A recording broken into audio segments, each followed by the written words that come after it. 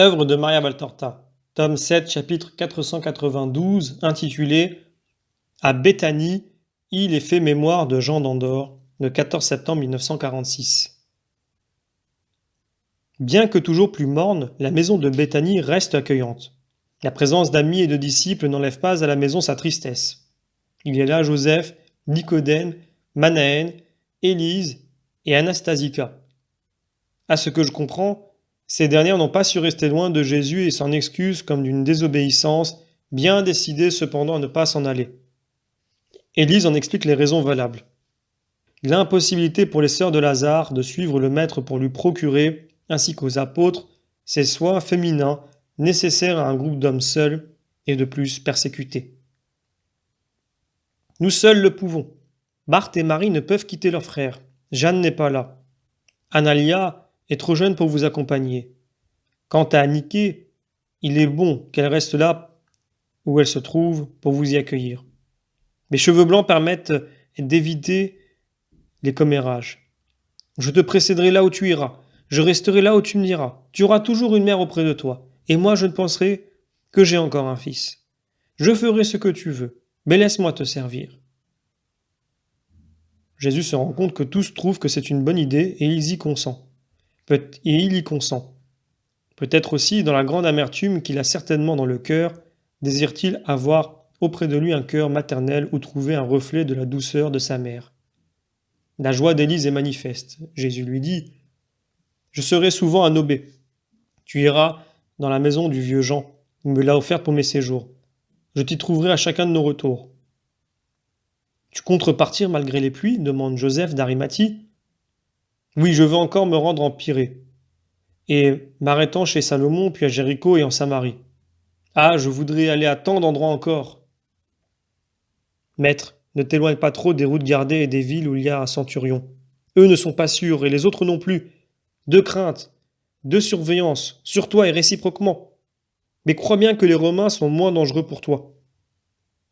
Ils nous ont abandonnés, dit avec brusquerie Judas. Tu crois cela? Non. Parmi les païens qui écoutent le Maître, peux-tu distinguer les envoyés de Claudia de ceux de Ponce? Parmi les affranchis de la première et de ses amis, rares sont ceux qui pourraient parler aux belles Nisdrac s'ils étaient juifs. N'oublie jamais qu'il y a partout des gens instruits, que Rome a servi le monde, que ces patriciens aiment prendre le meilleur butin pour en orner leur maison.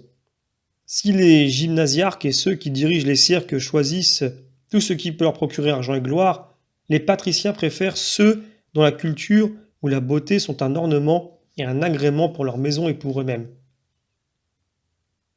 Maître, ces commentaires me rappellent un souvenir. M'est-il permis de te poser une question? Parle. Cette femme, cette grecque, qui était avec nous l'an dernier et qui fournissait un chef d'accusation contre toi, où est-elle? Plusieurs ont cherché à savoir, mais pas dans une bonne intention. Mais moi, je n'ai pas de mauvais dessein. Seulement, qu'elle soit retournée à l'erreur ne me paraît pas possible. Elle avait une grande intelligence et une justice sincère, mais on ne la voit plus. Quelque part sur la terre, elle, la païenne, a su exercer envers un juif persécuté une charité que les juifs ne possédaient pas. Tu veux parler de Jean d'Andorre? Est-il avec elle? Il est mort. Mort? Oui. Et on pouvait le laisser mourir près de moi. Il n'y avait pas beaucoup à attendre. Ceux, et ils sont nombreux, qui ont œuvré à provoquer son éloignement, ont commis un homicide comme s'ils avaient levé sur lui une main armée d'un couteau. Ils lui ont percé le cœur. Et même le sachant mort de cela, il ne pense pas être homicide. Il n'en éprouve aucun remords. On peut tuer son frère de bien des manières avec une arme ou par la parole, ou par quelque mauvaise action. Par exemple, en rapportant à un persécuteur le lieu de refuge d'un persécuté, ou en enlevant à un malheureux l'abri où il trouve quelque réconfort. De combien de façons ne tue-t-on pas? Mais l'homme ne s'en repent pas. L'homme, et c'est le signe de sa décadence spirituelle, a tué le remords.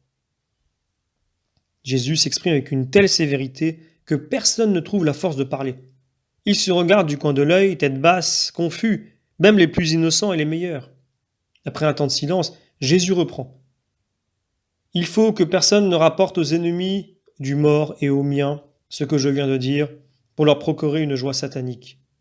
Mais si on vous interroge, Répondez simplement que Jean est en paix, que son corps se trouve dans un tombeau lointain, et que son âme m'attend.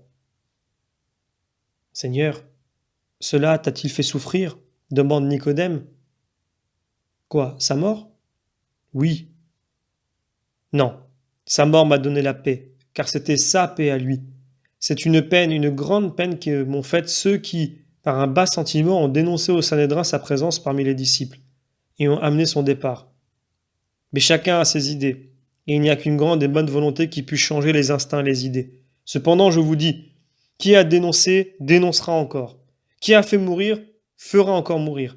Mais malheur à lui, il croit triompher et va à sa perte, et le jugement de Dieu l'attend. Pourquoi me regardes-tu ainsi, maître? Demande Jean, qui se trouble et rougit comme s'il était coupable. Parce que si je te regarde, personne ne pensera, pas même le plus mauvais, que tu puisses avoir haï un frère. Cela pourrait être un pharisien ou un romain. Il leur vendait des œufs, déclare Judas. C'était un démon. Mais il lui a fait du bien en voulant lui nuire. Il a hâté sa complète purification et sa paix. Comment l'as-tu su? Qui t'en a apporté la nouvelle? Demande Joseph.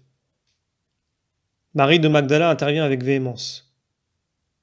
Le maître aurait-il donc besoin qu'on lui apporte les nouvelles? Ne voit-il pas les actes des hommes? N'est-il pas allé appeler Jeanne pour qu'elle vienne à lui et qu'il la guérisse? Qu'est-ce qui est impossible à Dieu? C'est vrai, femme. Mais rares sont ceux qui ont ta foi, et c'est pourquoi j'ai posé une question stupide. C'est bien. Mais maintenant, maître, viens. Lazare s'est éveillé, il t'attend. Et elle l'emmène tranchante et décidée, coupant toute possibilité de conversation et de question. Fin du chapitre.